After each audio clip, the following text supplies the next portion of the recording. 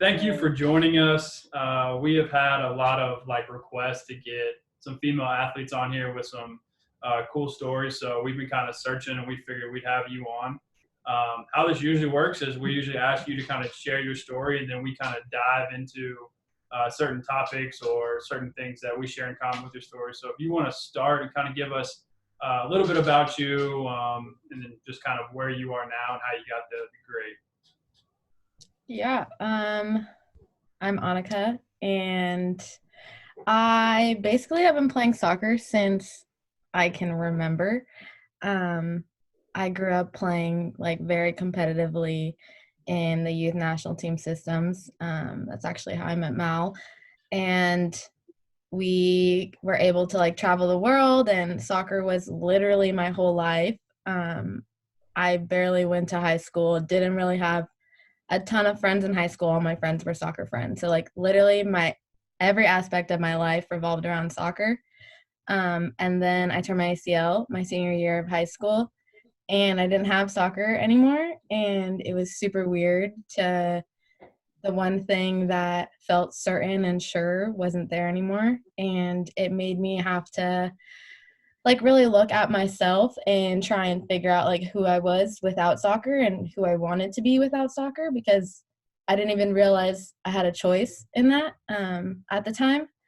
And yeah, I was able to rehab my knee, which sucked and was hard, but I got to do so many other things that I would have never had the time to do because soccer is so consuming. So I went on a couple missions trips. I really fell back in love with my faith, and just was able to wholeheartedly invest in that because I felt like I made a lot of excuses and prior to that. So I was able to do that, and then Where'd you yeah, I go? got to what? Where'd you go? Where'd you go on your mission trips? Oh, I went to Costa Rica and South Africa. Yeah, it was cool. Highly recommend. Yeah, never been down. Yeah, then I went to college, and I didn't play my freshman year because I was still rehabbing my ACL. And I was super, super depressed and had very severe and crippling anxiety. And I didn't even realize that I had either of those because I just kind of put it as this was my ACL, this is normal, and this is what happens to everyone. And so I didn't go get any help for it until I kind of hit rock bottom. And I didn't want to continue rehabbing. I was super over it, and I didn't know if I wanted to even continue playing soccer. I was like, is it worth it? Do I even want this? And finally my coaches kind of were like, you need to go see someone because you're not you. And I finally went to go see a therapist, and they were like, yeah, you have some stuff going on. And yeah, I think doing that while rehabbing my ACL, when I finally was able to play soccer again, I felt like a brand new person. I knew how to somewhat figure out how to control my performance anxiety and the series of episodes of depression that I was going through during that time. So yeah, I played 2 seasons at UCLA after that. Had a great time. My sister went to UCLA with me. We played soccer together.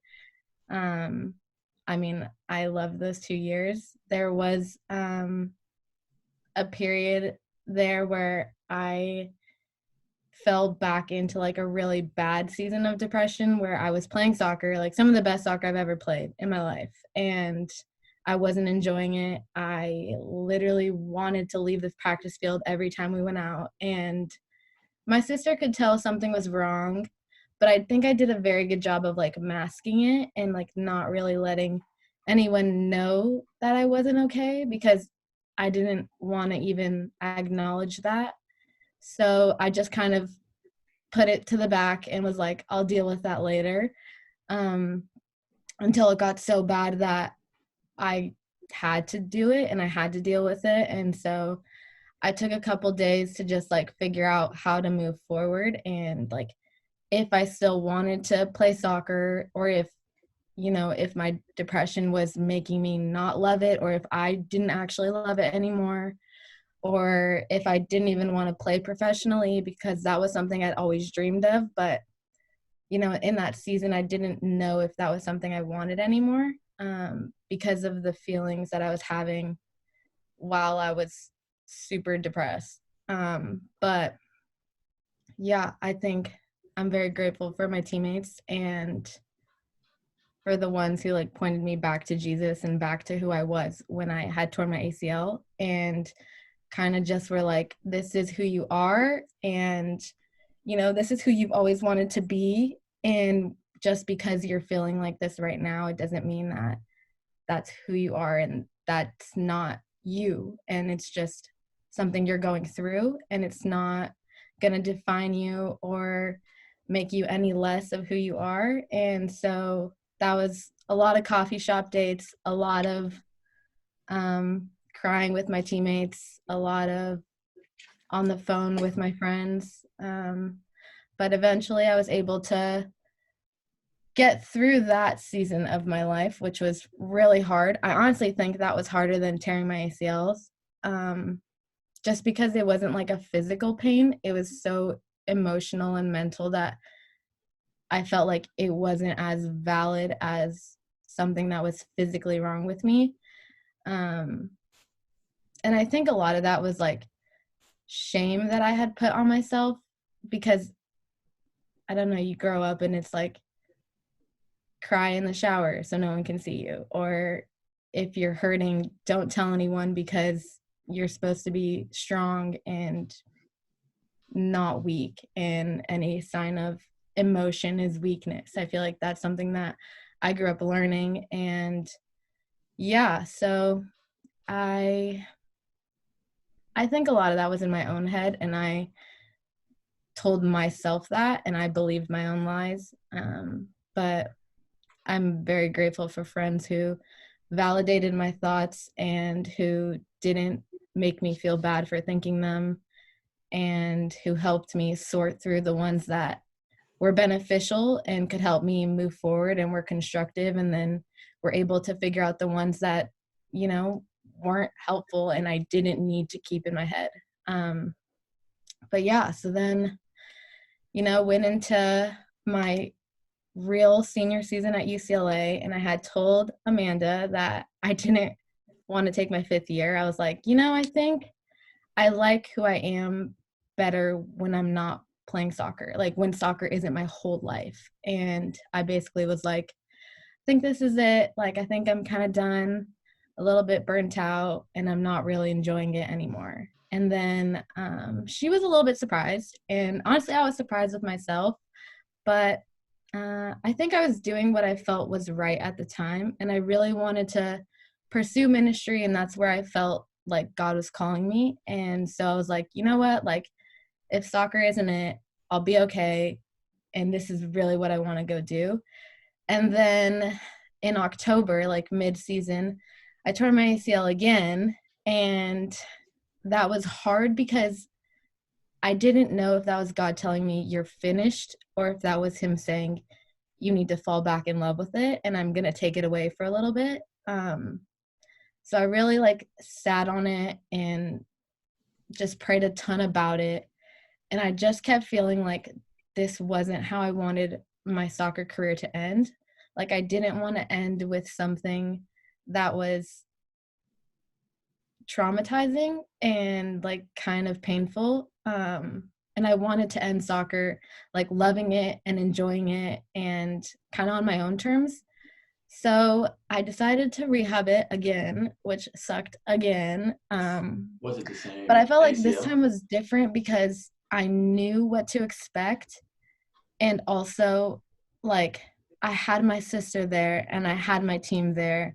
And I wasn't a freshman anymore. I was a senior. And I think I allowed myself to accept the love and care that, like, my teammates wanted to give me. And I didn't want to do it by myself anymore because I had tried that and it didn't work out that great. So yeah, the second time was a lot better. And then, let's see, I played my senior year, my redshirt senior year at UCLA, and loved it. I had the best time playing soccer again with that group of people, which I'm so grateful for because I would have never had met them if I didn't take my 5th year, and I would have never had made the memories I did or gotten close with people that I hadn't been close to before. And yeah, I mean, I do truly think everything happens for a reason, and I don't think I would have stayed for my 5th year had I not torn my ACL. So a little bit of a silver lining in that. Yeah, and then went into the draft. Didn't get drafted, which was hard because there were a lot of people that had told me I was going to. And so I think expectation was that I was going to get drafted, and then not hearing my name was difficult and kind of felt like I was invalidating myself. But yeah, and then I got a call from Portland and I got an opportunity, and I think I wanted to show myself that I was enough to do it and that I could do it. So yeah, I went to Portland and it was amazing and I loved it, and the people there were great. And then COVID happened and life was chaotic, and NWSL bubble tournament happened, which was strange and crazy and so much chaos, but also like I got to live with these people for 5-6 weeks, and I don't think I would have gotten as close as I did with them had I not had to do that. So that was a whole different world, honestly. It kind of felt like I wasn't in normal life.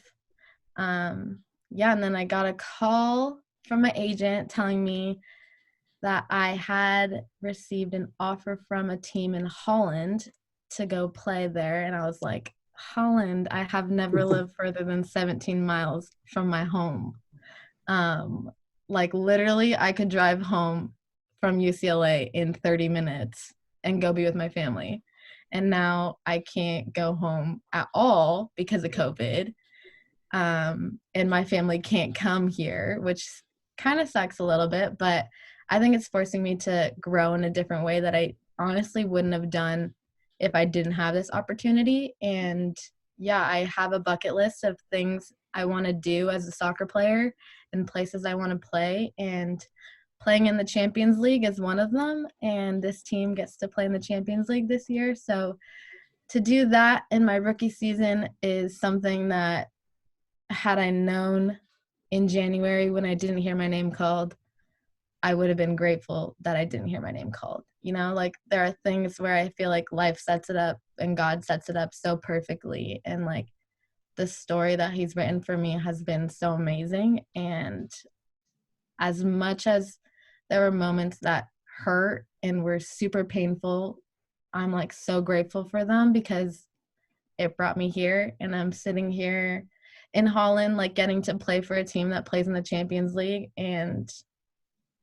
not many people get to do that. So I'm super excited. But yeah, that's my story squished together. Yeah, that's a lot, but there is something I kind of want to hit on. I'm sure we all have questions just based on your story. So we talk a lot about mental health and the stigma that male athletes have, which you kind of got into your story a little bit, and I'd love to dive into that a little more.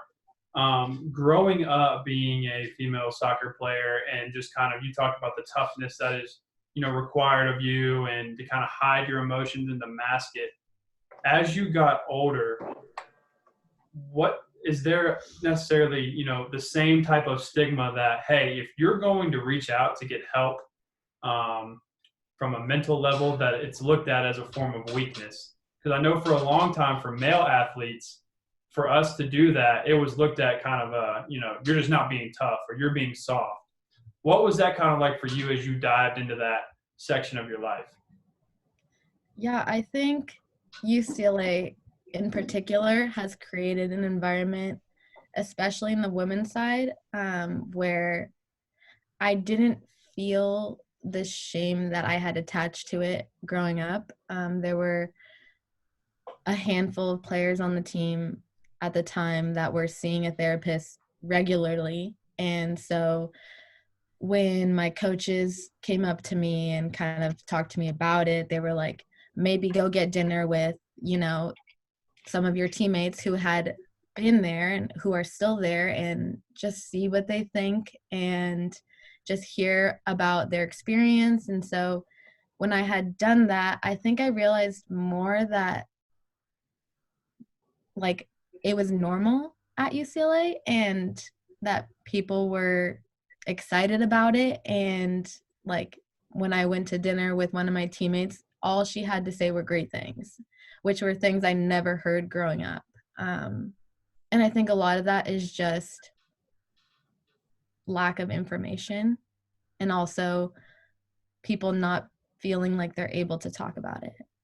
But I mean, UCLA in particular has created an environment where it's very accepted, if not encouraged, because I feel like they do understand like that mental health is so important, especially in athletes, because of the pressure and like the amount of expectation that is put on you. So I mean, honestly, on my team in the past 5 years, I think we have had so many more people go and see like a sports specific psychologist that is available to us that hadn't been in the past. So, but yeah, I think that might just be UCLA in particular, but I mean, my experience there was amazing. Yeah. I mean, I know it's growing everywhere because people are seeing it as important. And, like, there's an element to where it's kind of like, hey, you just need to, like, suck it up and be tough. Like, there's an element of that is true when you're talking about, like, in game if things aren't going your way, or, like, you're a little bit banged up, but you can still play. But we hear it so often that we tend to take it to, like, everyday life about everything, and we start to think that there's no such thing as struggling and that everyone's always got their their crap together. Like, everyone assumes that just like everybody else is okay. And we talked about this in one of the previous episodes. Like, everybody deals with something, like everybody has some type of thing that kind of holds their mental health back, and I personally would encourage everybody to see a therapist, just because we all deal with trauma, whether it's small or, some people go through a lot, but we all deal with some aspect of trauma. And the only way to be able to get through it is to, like, actually address it and move, like, through it almost, instead of just kind of, like, put it behind us, because usually when you put it behind you, it just kind of sits there.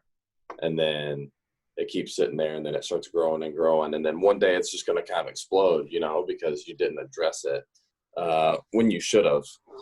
So I think, mental health it's a growing, like, phenomenon, but rightfully so. And I think a lot of people are starting to realize that, not only in sports, but just with kids and how kids are being raised and how kids are being taught.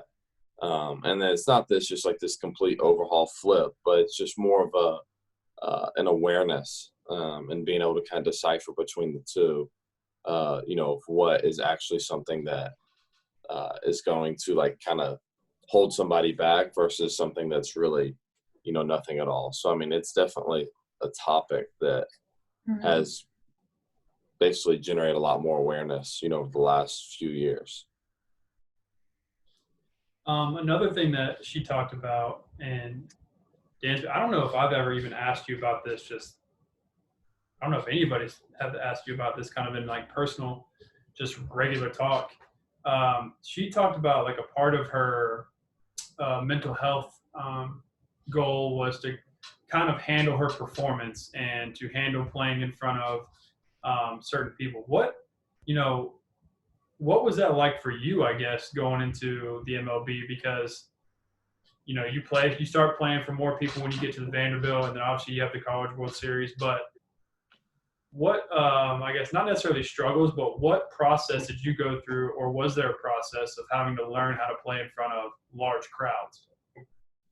I think there's a little bit of a process, and I always kind of equate it back to high school basketball, because high school basketball was one of those things that kind of like helped set the stage a little bit, because like high school basketball, high school football, not really baseball, but like that was like the thing to do, you know, on Tuesday or Friday nights, whenever we would play.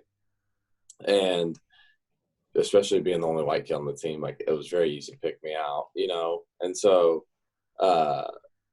when both sides were kind of going at it or whatever, there was always like such an energy created, you know, in the gym. And so starting there kind of allowed me to see what it's like to play in front of people with a lot of emotion, because there's more emotion that gets, you know, kind of injected into a game when there's people there and like, Shout out like living and dying. Shout out 2012 student section. Yeah. It's like it's just way different when there's real emotion being injected into, you know, a game, and that's like your first like feel of what it's like to get not only like adrenaline from like competing, but adrenaline from like people adding on to that, you know, from cheering or whatever. And then going to school, you played in big games and in front of people all the time, and then now it's just way different.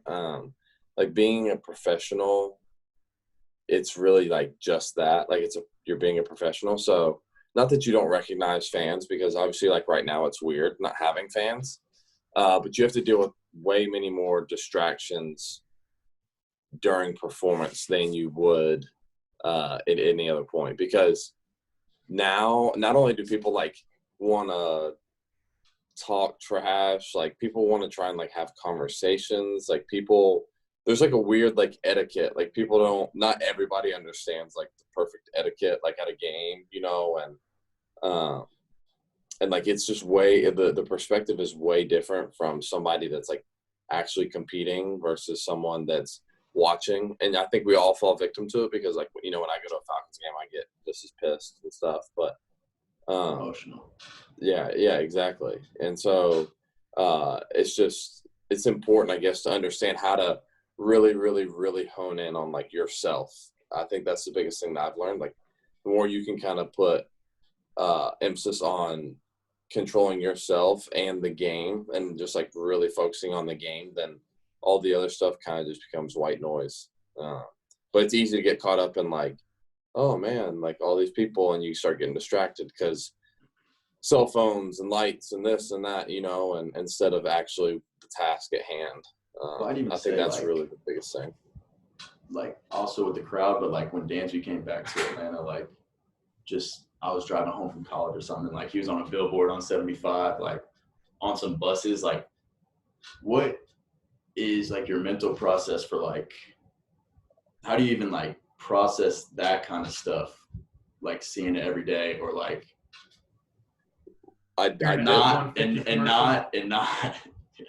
not solely sticking your identity in baseball when that's like so much shoved in your face and everything?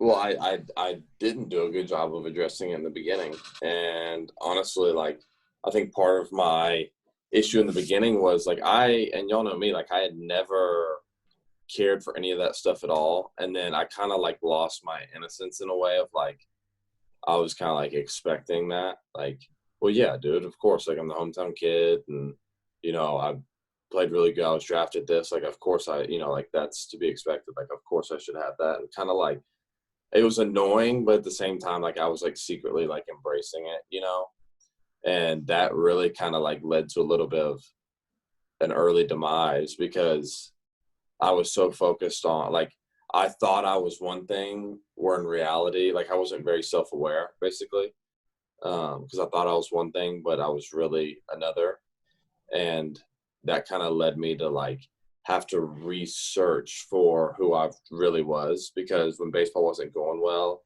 I like didn't know what to turn to, and I feel like, you know, Anika's story is kind of the same. It's like when everything's going good, it's like life's easy, right? Like when you're playing well, or during the off season, like when you're doing certain things and you're just like, man, this is easy. Like I'm loving it. But then all of a sudden, like there are points where we get disconnected from who we really are, and we kind of start looking left and right, and they're saying like, I don't know like what direction I'm going. you know, and we start to like really question who we are. And for me, what has really helped is really diving back into who God created me to be. I'm sure we talk about this almost on every podcast, but it's like really diving in on who God made me to be, not made Macen or Anika or Mitchell, like who he made me to be, and realizing that that's more than enough. And my job, you know, and purpose here is to become a better version of the man that like God called me to be each day. And by doing that, I'm then going to be able to like basically use the blessings that he's given me to impact people around me, you know, like for, you know, his glory. So that's been the biggest key for me, is like really identifying who I am and embracing that and trusting that God, whatever comes in my path, God basically has given me the right tools to be able to handle that. And I know me and Anika have had this conversation too. It's like being able to remind each other and Mal and whoever, like, not this is how much I love you and this how much I think about you or think of you, but this is who like God made you to be, you know, and kind of flipping that switch instead of it being like what each other thinks of you, of like, no, this is what he thinks of you. Because it's a real game changer. Yeah, I was just gonna say, kind of like, I know we had talked about this too. It's just like putting your identity or happiness into like a worldly thing. It doesn't, you know, you get so wrapped up in that one thing that it doesn't allow you to kind of, and Anika kind of touched on it too, like with her ACL, it's like you really get to look at all the other aspects of life, not just the one thing, because the one thing that you had for happiness and identity is now gone. And it's kind of transforming into like, from, you know, Dansby, the baseball player, Anika, the soccer player, to, you know, Dansby Swanson that plays baseball, or Anika that plays soccer. It's not mutually exclusive, you know. Mm-hmm. I was gonna ask Anika, and I feel like a lot of people are kind of in this boat where they kind of want to reconnect with like their faith or get back in touch with their faith. And it kind of took a little bit of like an ACL thing for you to like really dive back into your faith. What was not just the injury, but what things did you do to kind of reconnect with that faith? Because we're always trying to help, you know, our listeners and audience understand, like, and give them tools basically to be able to say, hey, if you're trying to reconnect with your faith, like, here's some of the things that I did that worked for me, you know, and Macen may have some different ones, and Mitchell and myself. But what did you do? Yeah, I'm like a big reader. So like in my free time, I'll read. And so I was like, okay, like I'm going to go and get 4 books that are going to guide me through, you know, like whatever chapters I wanted to go through at the time. And so the first one I had gotten had been like a recommendation from my high school youth group leader, and she was like, go read the book of Hebrews. And I was like, okay. So I read it and I was like, okay, what's next? And he was like, no, did you actually read it? I'm like, yeah, I read the words. I know what I read. I've read this 600 times before. I grew up in church. I know what I'm reading. And she's like, no, you need to go and get this book and it'll walk you through the book of Hebrews. And I was like, okay, yeah, I can do that. And so I did that. And I feel like sometimes when you're reading, you're like reading, but you're not really reading, you know, like you're just glazing over it. And I feel like that's what I was doing in the beginning. And then I needed to be asked like very in-depth questions that made me think about my life at the time. And so that's what I like so much about the book I was reading. I want to say it's called, actually, I'll get back to you. I don't know what it's called. I can't remember. Is it like a commentary almost, like where you're reading it and it kind of helps you, it like breaks down Hebrews like in depth, basically? Is that what kind of book it was? It was like, it went through it and it would tell a story about the author's life that paralleled like what you had just read, so that it wasn't like some story from, you know, sometime BC. It was like, right, this is real and this is how it applies to your life. like And modern day, yeah. Yeah, and I feel like at the time I needed that because I had been so lost, and like I would have said, I know the Bible, I know who Jesus is, I know the stories, but like did I have a relationship? No.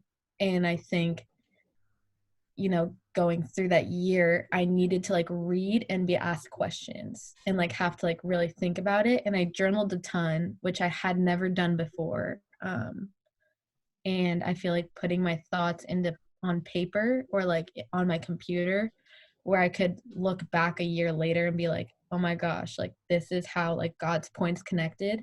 Like that was helpful for me because it helped me realize like that there is like God's hand is in everything, and that like the story is written. But I feel like journaling and like a guided Bible study, I guess. Mm-hmm. Amen on that. We do. I mean, me and Mal, we do a once a week like little Bible study with the Braves team chaplain. He's awesome, and what he would always suggest when we were reading, and he walks us through it too, and it's amazing like how enlightening it is when you can start to read it for more than just the story itself. Mm-hmm. And you start to understand like all the little things and like the history behind it, which is why Mason's a history teacher, so he's like he understands like the context a lot and can kind of point out like the little things where you would never say like, wait, like that, why is that so meaningful? Like, because in everyday life now you just read it and you go, oh well, like that says that, okay, well yeah, but when you apply it to first century disciples, it takes on a way different meaning. But my suggestion too is and what Terry, our chaplain, would tell us is read it straight through over a couple days, like whatever book you're reading, in the Bible, and just read it for the story. Like just understand the story, understand kind of like the timeline and everything like that. And then we'll go back through and read it kind of like chapter by chapter and really dive into what each little thing is meaning and saying and why certain things are important and how it all ends up tying back in together. Because I mean, the people that wrote the Bible, especially the Gospels, they're like genius writers. It's not like that they're just like writing the story like as they go through Jesus's life. Like it's not just chronological. Like they specifically order things a certain way because I mean their whole purpose is to show you that Jesus, is the Messiah, that he's the Christ. And so that's how they line their books up. And it's like amazing once you start to really read through what it's saying that you're like, oh my gosh, like I never would have picked up on that before if I didn't read it with some purpose, an intent behind what I was reading. Yeah. Yeah, and I definitely think the type of Bible that you get to helps you a lot when you're looking at that. And I would say that's a great strategy when you're reading. A lot of people don't look at the Bible as a piece of history, but that's what it is. So when you're reading this kind of text, it's important that the first time, you're not going to be able to well, some people may, but most of the time you're not going to be able just to read it and be like, oh, okay, yeah, I got everything. You're going to have to read it. And I'm a big highlighter and annotate. I highlight and I kind of write what I think it is.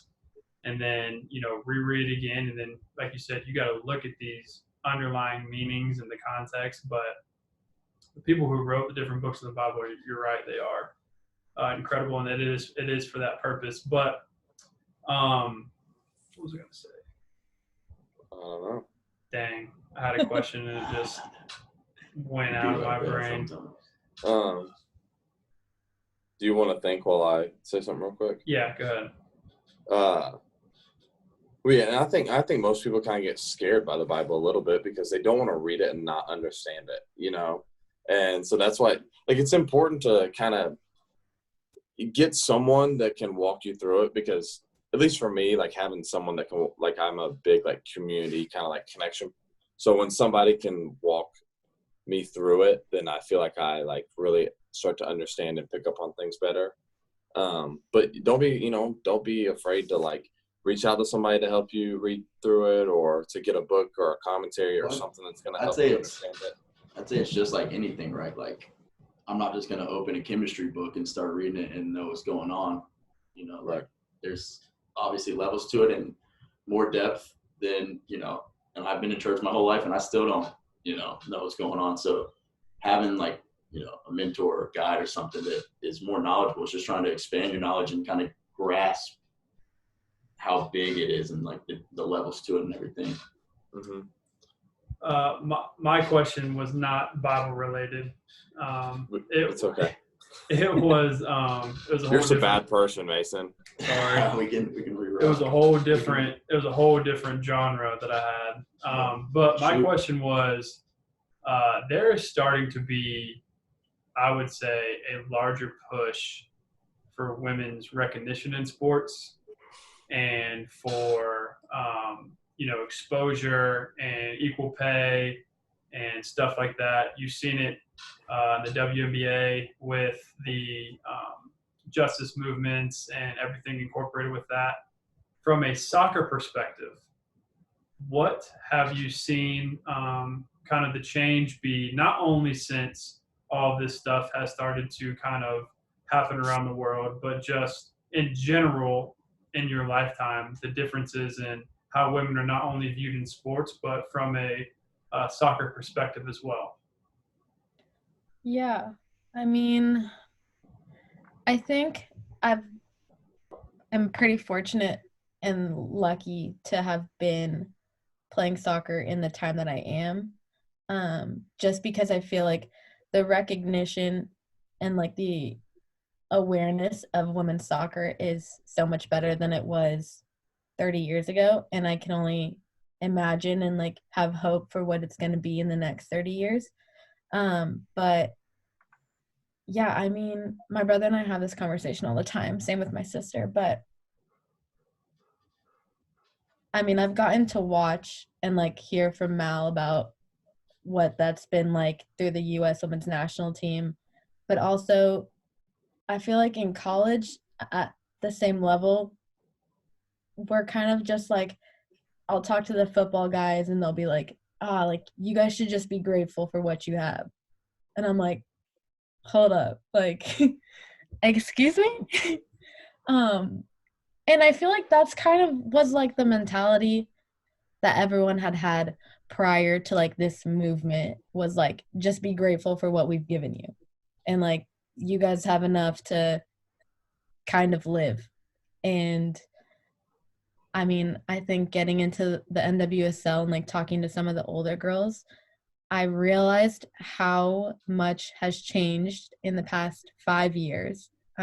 Like, people used to have to work 2 or 3 jobs just so that they could play soccer as a living. And I don't think that that's how it should be. I feel like women's soccer is so amazing, and I feel like given the chance, it could be something really special. And like, the U.S. women's national team has already shown that like they can get it done and they can win games, and people will show up and people will support them, and people will buy the jerseys if they're available, which I feel like they're not at this point. Like, there's a limited amount of women's jerseys that are made every year, whereas for the guys, it's the numbers exponentially larger, and I feel like if you're going to invest in women's soccer, like, you need to understand that there is a market for it, and you just have to like allow yourself to go there and not be scared of it, I guess. I don't know. It's been a bit frustrating, but also like very exciting because I feel like we're moving in the right direction. So, yeah. I was going to say, how big of a difference is the support of soccer in the United States in comparison to where you are now? One of the classes that I teach human geography, and I always talk about, the different cultural aspects of different places and how, deeply tied soccer is to a lot of places around the world. Because I always ask, well, what is the most popular sport in the world? And everybody goes, football or baseball. And it's like, no. And then when I tell them it's soccer, they're almost like shocked. They're like, soccer? And I'm like, yes. And then I kind of explain the history of soccer to them and, the spread of soccer. But what is is there that big a difference as far as women's soccer and the support you all receive overseas in comparison to the United States? Yeah, I mean, I've only been here for a couple weeks, but I think I was excited to come here because of how much soccer is appreciated. And like that's just like from what I've heard from, you know, past club teammates or college teammates that have decided to play overseas. They were just like, people here appreciate what you do. Like when you tell them you play soccer professionally, like they're like, that's awesome and like that's crazy cool. And if you were to tell someone that in the States, they're like, yeah, that's cool. You know, like you kind of get like the half thumbs up and they're like, but like it's just, I feel like soccer here is like a way of life. And for me, that was something that I was so excited to like get to see. And I actually, a couple of my teammates and I went and had dinner on Friday, and that was the Champions League Sweet 16. And like the amount of people that were out like watching the game and like the cheering, it was similar to like a football game. And I feel like that was kind of what I was excited about, was like people appreciate what I do, and like they're able to look at that and be like, that is cool, not many people can do that, and like you get to do it, you know? I don't know. I'd say One thing. I was just gonna say, you can, I mean, for it to even be on your bucket list to play in the Champions League, obviously it has like something to say about, you know, how much it is appreciated over there, that you wanted to go over there just to get in the environment. Yeah.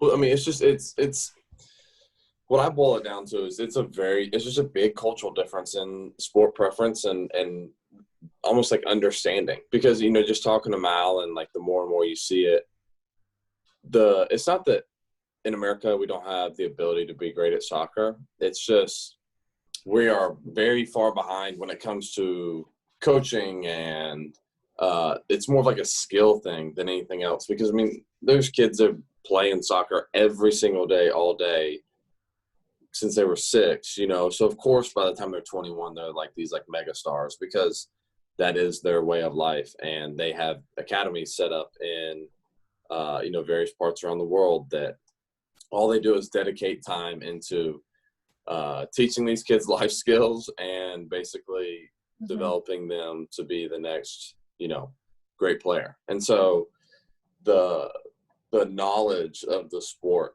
in Europe and other places around the world is so much higher than what the knowledge is in America. You know, I mean, my American brain, how I process it is, I'm like, all right, we're just going to put the best athletes on the field. You're going to kick it as far as you can, and you're going to try and outrun everybody to the ball and then try and put it in the net. Like that, like that's how my mind thinks about it, because that's how we play football. That's essentially almost how we play basketball.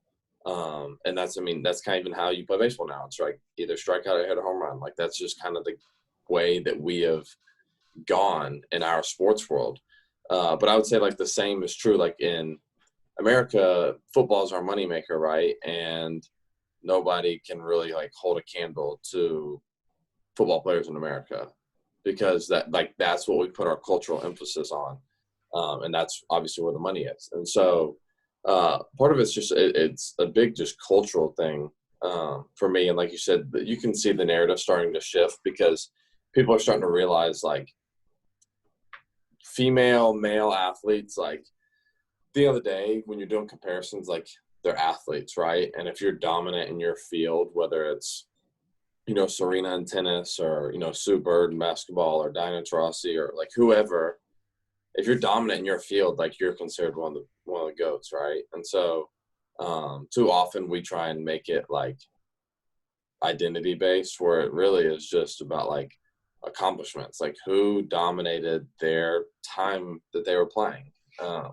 But you're starting to see that shift a little bit. But I think a lot of it, I mean, like I said, it's just cultural. Like that's just, people don't understand soccer as much, partially because I think people, when they think about soccer, they think, well, they don't score. Like, why would I watch it if you're not going to score that much? Like, you can end in a tie. Like, why would I watch something that could end in a tie? You know, like, it's winners and losers here, baby, you know? And so it's just different. But then when you watch people like the Premier League, and like you realize like nothing about that game is slow. Like I don't like no. I would last all of 30 seconds on that field. You know, like dude, I'd die. My favorite Mitchell quote is, you know how long I'd last? I'd run onto the field and right off. I just run on and off and then just be done. But like, I mean, it's crazy how fast they move, and like people don't realize that because they don't watch. And I mean, it's just about being uneducated. Like just with things like mental health, it's scary because we don't we're not as educated on it. You know. On a lighthearted note, I'm gonna say this: Anika is who introduced me to Mexican train. Really? Yeah, I got them on it, and Wow. Big time. Mallory probably does not like you because she's in the boneyard. If you haven't played Domino's Mexican Train, get on it. And if you have played, come see and us. you know what the boneyard is, if you look to your left, you could probably find Mal. Yeah. She stays in the boneyard. She's so paranoid when she plays. She's got the case. Oh my god. She only will play with the case, and she puts her dominoes in there and she shuts the case. And we're like, no one's trying to look at your dominoes, okay? Like, and of course I'm sitting next to her, so I'm like, if I'm winning, it's like, you're cheating. I'm like, no, I'm not. I'm not cheating, but go ahead and play that double blank while you what was the youth programs that you participated in growing up? Now I know you've only been overseas for, what'd you say, 2 weeks? So like you're kind of, just getting, I don't know how that equates to British time, but oh, I love that video. But no, so I know you're just getting kind of acquainted over there, and you're just starting to learn, your surroundings and stuff like that. But and I'm sure your program does work with youth leagues, but what do you know? Like, obviously they have the academies, and then I don't know what you could dive into your kind of training, because you said, soccer's been your life since you were a little kid. So first, I guess, kind of dive into, what does the United States, I don't know if you would call it, I don't know if it's an academy or what it is. Just kind of help our viewers and our listeners kind of dive into that. And then, have you seen a youth program over there, and how is it different? I'm sure the level of coaching is different, but that's kind of a broad question I know. Yeah, I mean, youth soccer and like club soccer in general has changed so much since I stopped playing club soccer. But like, I have a younger sister who still plays club, and I mean, it's just different now. There's so many different leagues and so many different, like, there's academy in the States, but there's ECNL, and there's still like the Coast Soccer League, and there's DA, and I'm like, so where are you supposed to play? And I talk to my little sister about this all the time because it's confusing. And like, when I was growing up, there was Coast Soccer League, and if you were in the gold division, that was where you needed to be. Like, that was the top league, and that was it. And you would play in like regionals and nationals, and college coaches would come watch. And then my high school year, we had ECNL, and it was basically like trying to get the best clubs in each region into this league so that college coaches could come and scout and not have to travel to 101 different places. But now there's just so many different places you can play and like opportunities you could have, which I feel like is really good, because at the same time, there are so many, girls and boys who want to play soccer that couldn't make one of the teams. And so they would play ASO, or they would play, like on the C team when they could go play at an A team somewhere else, and just didn't have the opportunity to do that, either because of like finances or location. Like, there weren't many girls club soccer teams growing up when I was playing. There was the one in my area, and if you wanted to go play for the really good team, you had to drive an hour to training. So I would drive an hour to training, and then Karina luckily trained right after me. So we would leave at 2:45. I had training at 4 to 6, and Karina trained 6 to 8. And then we would drive the hour back home Monday, Wednesdays, and Thursdays. And that was because we wanted to go play college soccer. And like, not everyone can do that. And like, that's why I feel like now with the different leagues, it's nice, but it's also confusing. And I still don't really know what is happening. I just kind of let Nikala tell me where she's playing, and then I just go watch. But yeah, I feel like that's every sport right now, honestly, in America. Because I think a lot of people have seen like sports can somewhat be a ticket for a way out of whatever their current situation is. Because more than anything, I mean, people don't talk. It's not regular news about, you know, how much Jeff Bezos is making, or that's an extreme example, but, you know, some successful entrepreneur, local entrepreneur, they're not showing how much he's making. But as soon as somebody signs a contract, the old red bar pops up on, you know, ESPN saying breaking news, and so-and-so's just signed to this deal. So people immediately label, you know, sports and athletes with salaries. You know, and I've talked about this actually in while I was taking class this summer online with Vandy, was talking about like during a labor dispute, you know, when, you know, the league and the Players Association are going back and forth, like why it's easier for people to look at the players and say that we're selfish. That's like the easy thing to say, because every time, like, we're easily identifiable, you know, when it comes to the dispute itself. And so people are, you know, much more relevant with who we are and familiar with who we are. And all they see is, you do X and you receive Y in pay. Like, it's just money. Like, get over yourselves. You know, that's easy for people to say, because sports and athletes are directly correlated with whatever their contract is, you know. And even like, so for a minimum baseball player, I mean, it's over $500,000, you know, it's 500 and something thousand. And people are like, you're so, like, that's more than anybody'd see in their lifetime. Like, just go play, like, quit being so like greedy. When in reality, they don't realize that it's not about the money. Like, it's not about how much the money is. It's about, you know, receiving the value for what it is that you provide. But it's a tough way to look at it. But I think that's why, going back to the sports leagues, that's why sports across America has just exponentially grown, because people want to ultimately, like, make their money, and they feel like sports is the easiest way to do that. And you see it with, I mean, I don't even understand the baseball stuff anymore either. Like, it was just always like, show up, play. If, you know, you're one of the better players, like, you're going to be on one of the better teams, you show up, play, and you play in some different tournaments and you try and win, and that's that, you know. And like, AAU basketball now is like off the chain. Like, it's insane. Like, high school basketball is just for like fun, you know, and like AAU is all that matters.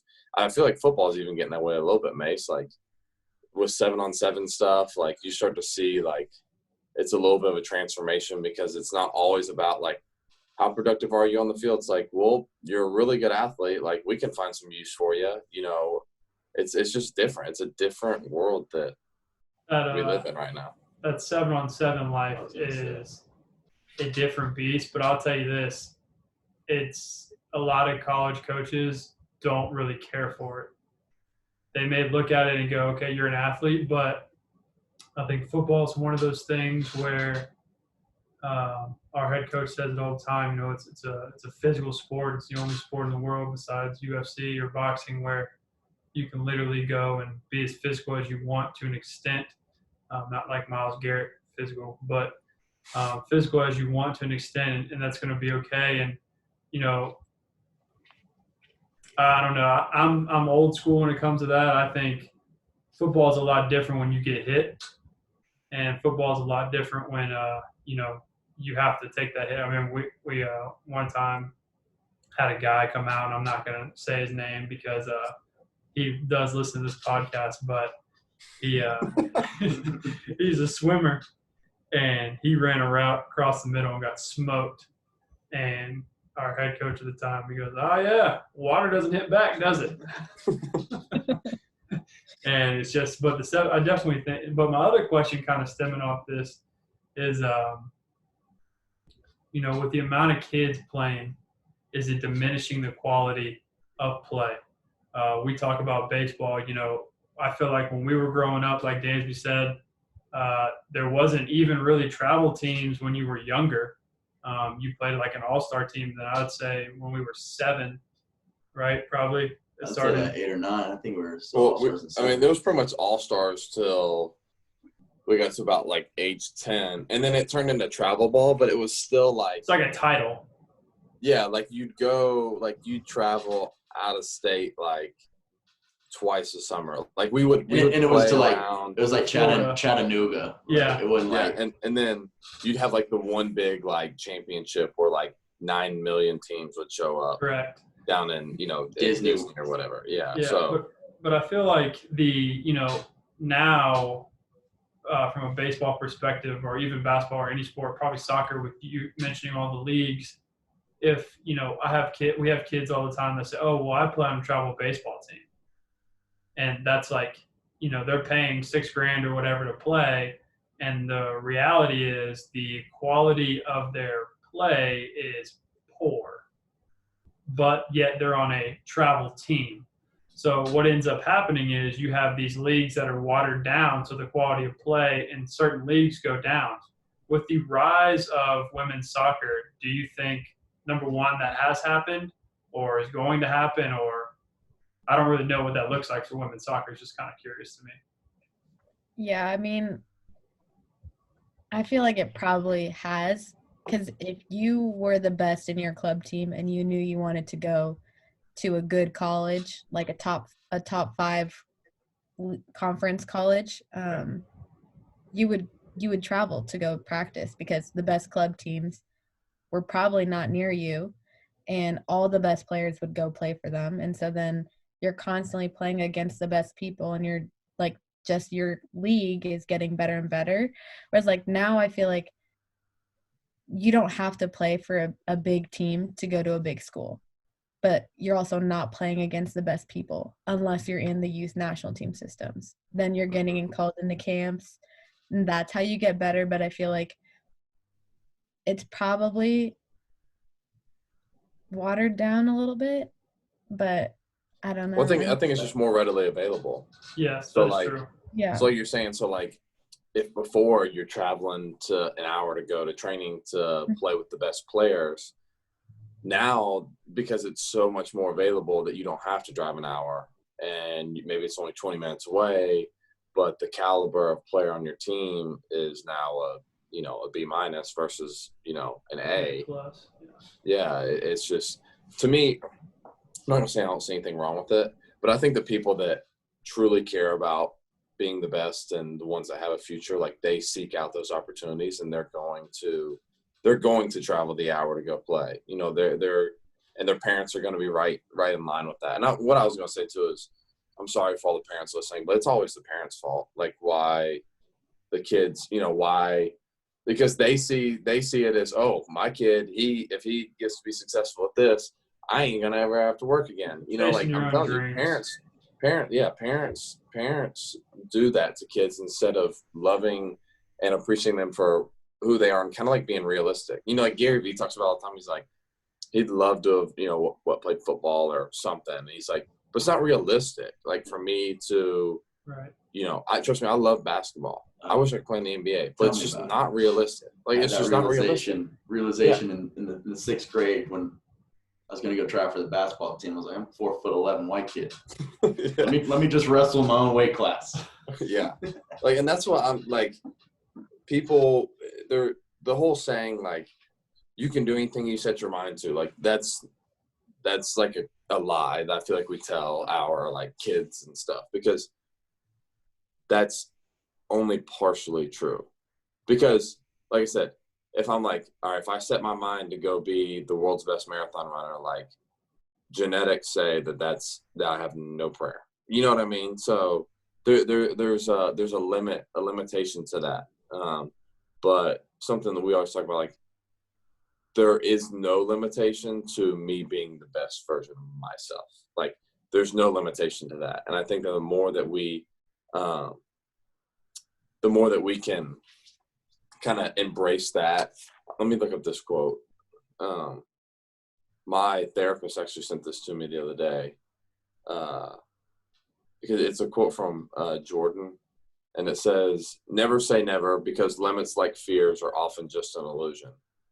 And that's true. Just in my everyday life, or anybody's everyday life, like, it's easy to put limits on ourselves for what we're capable of becoming, of who we are, but oftentimes, like, that is just an illusion. Like, it's not real. it's just a thought, and thoughts aren't real. So I would say, just for parents, love your kids and appreciate them for who they are and embrace that and like build up those qualities. Don't tell them that they're going to make the major leagues and they can't even put their glove on, it like pains me to see. And like, I'm not trying to be like cold about it because I just see it all the time. Like, at a game or something, and the kids just kind of like standing there, but the parents want the autograph for the kid, and so you can tell like the kids aren't into it or something, but they just keep pushing him and keep pushing them to play baseball or do this, and it's just not that your kids are going to make this a life decision at 9 years old. I'm not saying that you let them make their like own life choices, right? But at the same time, parents need to have some, self-awareness as to, what kind of abilities and stuff and strengths that their kids do have, and allow and push them to recognize those and grow those strengths. Just as, I'm learning to do it within my own self, and instead of looking at the things I'm not, I'm looking at the things that I am. And I'm like, wow, that guy's kind of cool. Like, kind of, not really, but like kind of cool. We're getting there. So I can start to appreciate those things that God's given me and not look at the other things. What I can't do. So, right. Yeah, but it's also got to be hard as a parent. Like, obviously you want the best for your kid, and none of us are fathers, so I'm sure when if we have a boy and we're watching him play ball, it's like that's going to bring you some sort of joy. But at the same time, and it's obviously different for us because we're going to be able to distinguish, like, if my son's out there just getting toasted by ground balls over and over and over again, I'm not going to be like, well, it's the field. I'm like, you may not have it. Move your feet, son. I mean, you may just not have it. That's why I don't know. There's this Instagram video of this dad sitting on a bucket, tossing him up to his kid, just a little soft toss, and the kid is just not even close. He tosses him 3 feet away. He tosses him like 2, and he's like, all right. He's not in any fear that his son's going to make contact and hit him. Yeah, like he's 3 feet away. No screen. And just tossing him. He's just shaking his head, just tossing. But all right, I don't know how much longer we're going to go, but I do got one question for you on this topic. How were your parents with you, Anika, like when you were a kid playing soccer? Like what things did you really appreciate that they did for you? What things did you not really appreciate? Like, you can be honest. It's okay. Your mom followed me on Instagram. She sent me a message the other day. So, like, it's okay. We can talk about this kind of stuff. I mean, my mom made every single one of my siblings play probably every single sport known to man. Like, straight up every single sport. And we sucked at some of them. Like, Karina and I tried golf and tennis, and we were bad. Like, bad. And there were definitely sports where I was like, what am I doing here? Like, I played volleyball, okay? I'm a little girl. And I was like, this is not it. Like, I don't enjoy this. And I think I'm so happy she did that because it made me realize how much I did love soccer, because it wasn't the only thing I had tried. There were definitely other sports that I played while I was playing soccer. So, like, I played basketball and played soccer for a long period of time, and then I did softball and soccer, but it was always something and soccer. But yeah, I mean, I enjoy other sports. Like, I love them, and I like knowing that I know how to play them instead of only ever having played soccer. There are definitely times though where I was like, I didn't want to have to choose, but solely because of like time, I had to make decisions that I wish I didn't have to make so early. Like, I would have loved to have continued playing softball and basketball longer than I was able to, but I mean, my mom had 5 of us, so like we didn't have the time to do everything. But yeah, I mean, my dad was my coach for a long time, so that was fun. The car rides back from games were fun. Yeah. Would you wish that they would have done in regards of like sport that they necessarily didn't? Like, I'll give you an example. Like, for me, like, me and my dad and mom talk about this all the time. Like, I wish that they would have been a little bit better about teaching me how to deal with some of my like failures and some of the like stresses and worry when it came to sport. Like, I wish that was something that they could have walked me through. But like they've even said too, at the same time, that's kind of something for me to figure out on my own. Kind of like let me go through it. But is there anything that you kind of wish that they would have done or handled a little bit differently, or like one day when you have kids playing or whatever, is there something that's like you're going to put a little more emphasis on because your parents didn't? Yeah, I mean, I know my mom did a little bit growing up, but it was hard because my mom never played soccer. Ow, I don't know what that was. She never played soccer, so whenever she would tell me things, it was always like in one ear, out the other. And she knows that. Like, she'll still ask me questions about soccer, and she'll be like, so what's an offsides again? I'm like, Mom, I've been playing soccer for 18 years. Like, come on. And But your siblings. I know. I'm like, go ask someone else. I did my time.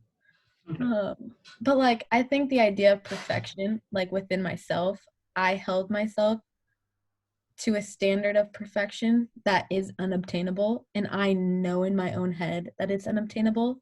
And I still struggle with this all the time because I feel like it was so ingrained in my brain that I had to be perfect. Like, everything I did on the field needed to be perfect. And it never was.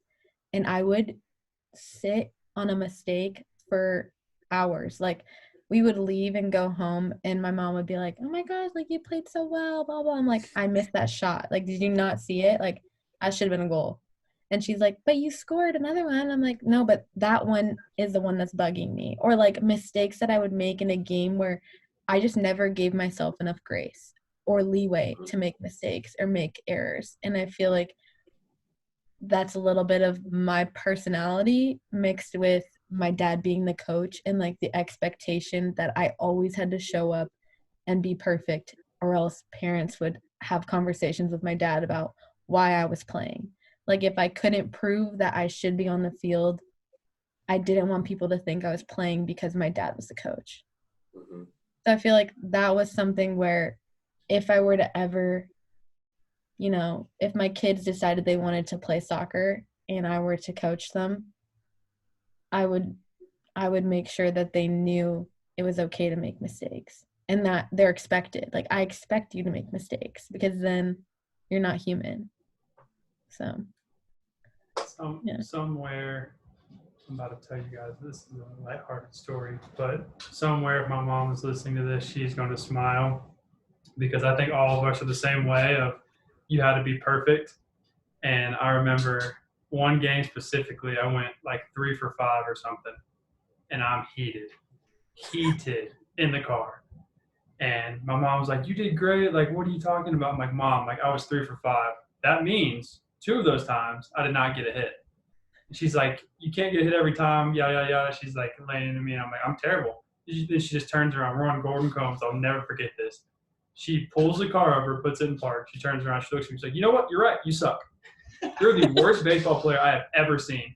And my dad's just kind of looking at her. And I go, thank you. It is about time somebody told me that.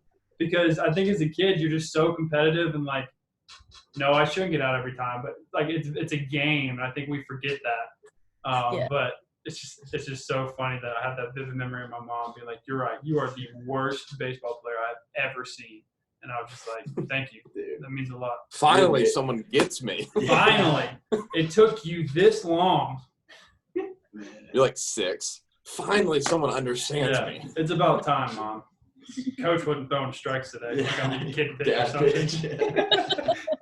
Barry was terrible. But just to kind of wrap it up here, we try to do this with all of our guests. Like Dan just said, and we've all kind of said, we're doing this to inspire people to be the best version of themselves. And I think it's important as you grow to understand that everybody is their own person and everybody has great qualities about them that make them who they are. If you could just give us something to end on of, what do you think is the most important qualities that people have to do or people should do to ensure that they're the best version of themselves? I think taking time to just like be and like be with yourself and being okay and like being as you are. I think like not many people like to like slow down and just like sit with themselves for 30 minutes, and just like letting what the week has brought you like just sit and process. And I don't know, I just think finding time to just decompress and growing at the same time, because like you're listening to yourself and you're understanding your emotions and your feelings, which is something not a lot of people even want to address. But yeah, I feel like sitting with yourself and being okay with it are two things I feel like are what I've learned, and that's helpful. Amen. That's huge. We talk about that a lot. All the time. Well, we definitely thank you for coming on. I know the British time and European time translation. It's tough for all of us. It's tough. 11 p.m., 11 a.m. The best is when I teach kids time zones. I'm like, yeah, all this is made up. Like, it's not real. And they're like, what? And I'm like, yeah, time is a social construction. Like, people made it up. And they're like, what are you talking about? I'm like, yeah. Hey, stay woke, brother. Time's relative, huh? And Who here's said a that? video of Epstein Island. And this is my And friend. here's a picture of Ellen DeGeneres Stay woke. set. Symbolism. It's right in front of us. So now we're going to watch a 4.5 video produced by Dansby Swanson. Yeah. And he's going to start with Ellen's set. We're going to work our way to wait. I got something good for you. Oh my God. So, Shane was telling me about this video that he watched. These guys snuck onto Epstein Island or whatever, and they run up to the building, and it's not real. Like, there's no door, there's no anything. It's wallpaper wrapped around it. Like, it's just basically like a All underground, brother. projection or like a paint all the way around it. Yeah. So when you look at it, you think it's something, but it's actually Everything's it's just underground. It's like what's it? I'm going to mess this up because I have a speech impediment. Is it Wiley the Coyote? Yeah. Hi, him and the Roadrunner in the Roadrunner. Yeah, with the paint tunnel. Yeah. Not a great comparison, but that's what I thought of. I'm telling you, brother. Hey, The proof is y'all in the think what pudding, you want. brother. You're free to Proof think is in the what you want, pudding. baby. Do you think SEC is going to play football? No, Yeah. not So till much has spring. changed. They should just go. It's a hoax, dude. Apparently tomorrow is like the big day. Oh, what do you feel? This is According to my sources, tomorrow is the day. Shit's going down. That's what I've heard too, actually. Thank you. According to mine and Anika's sources, tomorrow, shit's going down. Well, if they're going to cancel, just get on with it, because Georgia high school is going to have to cancel. Because how? Here's the How newest thing gonna- I'm hearing. Here's the newest thing I'm hearing is Pac-12 and the Big Ten are canceling tomorrow. SEC said, anybody else want to come and play with us? Hey, You're more than welcome, because we're playing This is ball. what I know. We're going to play football, and we're going to play on Saturdays. Damn right. And there will be no noon games. You're damn right. Serious question though, what do you think about the Players Association that they're trying to make? Yeah, for Pac-12. For Dansby with the thumbs down. Ooh. Mallory in the Next in the boneyard. Yes, I think, isn't it for everybody? Is it just for college players, or is this Pac-12? Is this like? I know Pac-12 has one for themselves that they have decided to do. I don't know. I feel like if the players don't feel if they don't feel safe enough to go, then they shouldn't be forced to. But at the same time, I know that there's a handful of players that just want to play and they do not care. And they're just like, if I get it, I get it. I don't care. You know? Is this Players Association only for COVID, or is it like moving forward? I think it's moving forward. From what my sister has told me is that it's something that started because of COVID, obviously, and like the health and safety of the players, but they're going to see if they can use it moving forward, especially with the new California rules about players' image and rights and stuff like that. So That's true. I guess I didn't think about it like that, because I was like, well, what's the point? Because it's not like they're getting paid, but that is going to start to change a little bit. Yeah. I reckon. 2021. I could see it. I could see it like I'd be more okay with it as the finances started becoming more and more and more like there, because those kids are going to need protection. Yeah. And I think too, like, I think somewhere along the line, somewhere down the line, I don't know if it's going to be in 20 years or 30 years. Like, I don't think the NCAA will exist anymore. I think it'll be replaced with something else that allows kids to still get an education, but it's almost like one of those things where there's more of like, maybe it's academies playing against each other, kind of like soccer. I think that's kind of like the way that it's going to go, which is going to be different, but I think that it still will be able to generate money and loyalty, and it's just going to like kind of reshape how the sports competitions are structured. Like, I don't think like, you may still play for UCLA, but I don't think that you're going to be playing like in an NCAA game. I think it's just going to change. I do. Yeah, I think as long as you still have the colleges, and they'll be fine. Like, Correct. you know what I mean? Like, Vandy's always going to have their Correct. following. UGA's, so as long as UGA Correct. and Vandy play, they don't give a fart if it's under the NCAA. They just want. Correct. Because, like, that's the thing you're starting to see with the NBA with, allowing those kids to go to the G League or whatever. Mm-hmm. And I think – not that I think that's a mistake, because everyone, has their own path and they choose what they, feel is best for them and stuff like that. But Duke's basketball fan base and North Carolina's basketball fan base and Kentucky's ain't going anywhere. It don't matter what players they get. You know what I'm saying? So that's always going to be there, and I think that will kind of force a little bit of a shift, because it's always going to be there and the game will always go on.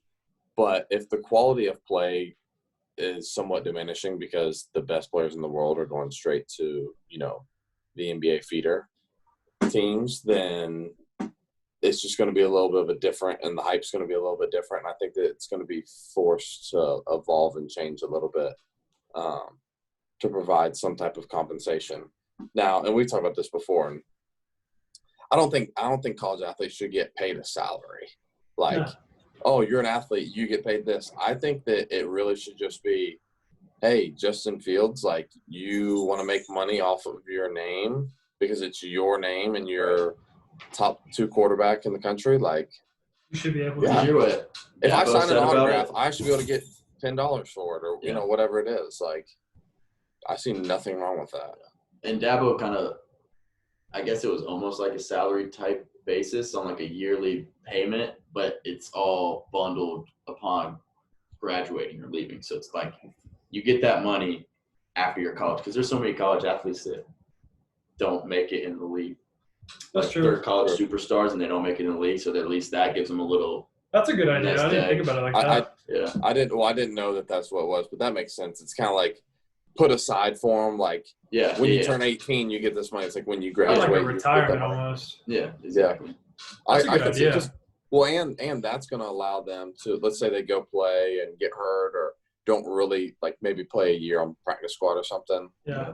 Like, all right, hey, we're giving you this amount of money, like, that you can sit on basically, and you, like, aren't going to be starting at ground zero. Because what people don't understand too is, like, college athletes, we can't work a job, so we can't, like, if we go straight into the real world, like, we're starting at nothing basically. Right. Like, we have no, like, funds that we've been able to build up. So if you were allowed to make money, they said either upon graduation get a certain amount, like, of like dollar figure, or be allowed to make a little bit of money through some autographs or your likeness throughout the I was listening time to this you were in podcast school. with JJ Redick, and he was just talking about his senior year at Duke. You know how big he was his last year, or junior, whatever it was. But he said his parents had to take out a loan so that they could give him money to live, like, to pay for shit. And he was like the most talked about man on the planet. Think about how much jersey sales he had. Duke You number had a 4 jersey. Yeah. Yeah. I wasn't even a Duke fan. I think I had a JJ Redick jersey. Everybody did, because he was repping for all us white folks. Nice jersey. Psych. Just playing. Yeah, so I think it's going to be different. But, man, it's going to suck if we don't have college football, because Ohio State was about to be freaking good. Yeah. Crimea Dogs River. about to eat. You know, the dogs are about to eat too. Vandy was Vandy's about to going go Vandy was about to 1-9. go hard. I love that game in Athens North in Nashville. Hey, Vanderbilt. just here for a good time, brother. That's right. All right. Well, All right. I gotta go pack shirts. I got what time is it? Anika's a big all things I know. little ripper. Yeah, she tagged the team on. Okay, on Instagram. okay. Yeah, we'll I'll throw up some videos of this and tag you if you want to repost it, show some love. Cool.